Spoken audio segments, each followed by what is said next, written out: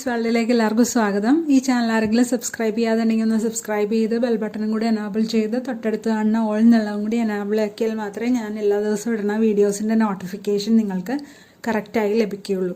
ഞാനിപ്പോൾ ഇവിടെ ഉണ്ടാക്കുന്നത് പാൽ ഉപ്പുമാവാണ്. അതിനായിട്ട് ഒരു പാത്രം അടുപ്പത്ത് വെച്ചിട്ട് അതിലേക്ക് 1 ടേബിൾ സ്പൂൺ എണ്ണ ഒഴിച്ചു കൊടുത്തിട്ടുണ്ട്.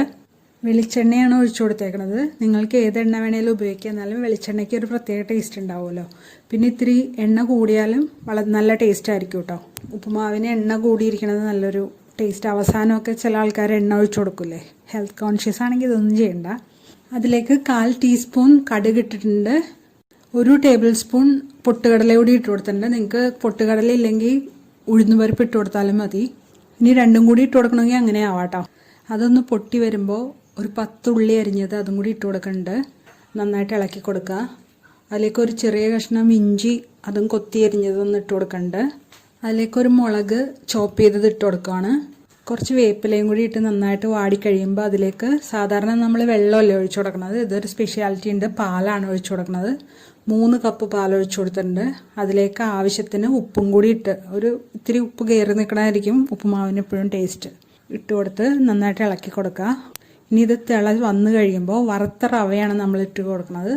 ഒരു ചീനച്ചട്ടിയിലേക്ക് റവ ഇട്ടിട്ട് അതൊന്ന് ഒരു 5-6 മിനിറ്റ് വറുത്തെടുക്കുക. അത്രയും മതിയാവും. ആ റവയ്ക്കൊക്കെ ഒരു ചൂട് വന്ന് ഒന്ന് നമുക്ക് ചിലപ്പോൾ ആവി പൊങ്ങണ പോലെ തോന്നും. അതാണ് അതിൻ്റെ പാകം. അത് ഓഫ് ചെയ്ത് വെക്കുക. ചുമക്കൊന്നും വറക്കേണ്ട ആവശ്യമില്ല. ചിലപ്പോൾ നമ്മൾ കടയിൽ നിന്ന് വാങ്ങുമ്പോൾ തന്നെ റോസ്റ്റഡ് റവയായിരിക്കും കിട്ടണം. അങ്ങനെയാണെങ്കിൽ അത് വീണ്ടും വറക്കേണ്ട ആവശ്യമില്ല. അത് ഇട്ട് കൊടുത്ത് ഒരു കൈ കൊണ്ട് ഇട്ട് കൊടുക്കുക. ആ സമയം തന്നെ ഇളക്കിക്കൊണ്ടിരിക്കുക. കൈ വിടരുത്, എന്നാലേ നമുക്കത് കട്ടയില്ലാതെ കിട്ടുള്ളൂ.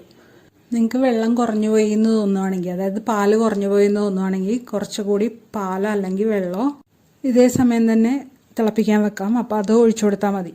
എന്നിട്ട് നന്നായിട്ട് ഇളക്കിയെടുക്കുക. റവ വേഗണ വരെ ഇളക്കി കൊടുക്കണം. പിന്നെ അത് ഡ്രൈ ആയിട്ട് വരണം. ഡ്രൈ ആയിട്ടോ, അത് നിങ്ങളുടെ ഓരോരുത്തർക്കും ഓരോ ഇഷ്ടമായിരിക്കും. ചിലർക്ക് ഡ്രൈ ആയിട്ട് എടുക്കണം, ചിലർക്ക് ഇത്തിരി കുഴഞ്ഞിരിക്കണം ഇഷ്ടം. അത് ഇഷ്ടമുള്ള പോലെയൊക്കെ നമുക്ക് എടുക്കാം. ഇനി ഇതായി വരുമ്പോൾ ഞാൻ നേരത്തെ പറഞ്ഞില്ലേ എണ്ണ ഒഴിച്ചു കൊടുക്കുന്നു. അതിന് വരെ നമ്മൾ 1 ടീസ്പൂൺ നെയ്യാണ് ഒഴിച്ചു കൊടുക്കുന്നത്.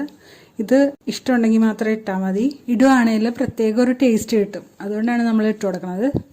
1 കിലോക്ക് റവ കൊണ്ടുവരുവാണെങ്കിൽ അത് ഒന്ന് വറുത്ത് അതിൻ്റെ ചൂടൊന്ന് മാറിക്കഴിയുമ്പോൾ എയർ ടൈറ്റ് ആയിട്ടുള്ള കണ്ടെയ്നറിൽ ഇട്ട് വെച്ചിട്ടുണ്ടെങ്കിൽ നമുക്ക് ആവശ്യമുള്ളപ്പോൾ അങ്ങോട്ട് എടുത്ത് ഉപ്പുമാവ് ഉണ്ടാക്കാം. മടിയുള്ള ദിവസമാണെങ്കിൽ നമ്മൾ ഇതിങ്ങനെ വറുത്ത് വെച്ചിട്ടുണ്ടെങ്കിൽ രക്ഷപ്പെട്ടു. ഇതിപ്പോൾ റെഡിയായി വന്നിട്ടുണ്ട്. ഇതിൽ നിങ്ങൾക്ക് ക്യാരറ്റ് ഒക്കെ ഇട്ട് കുറച്ചും കൂടി ഒന്ന് ഹെൽത്തി ആക്കാം. ഞാൻ ഇട്ടിട്ടില്ല.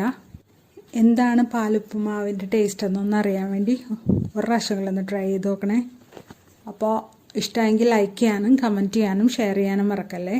സബ്സ്ക്രൈബ് ചെയ്ത് ബെൽ ബട്ടണും കൂടി എനാബിൾ ചെയ്യണേ. Thanks for watching.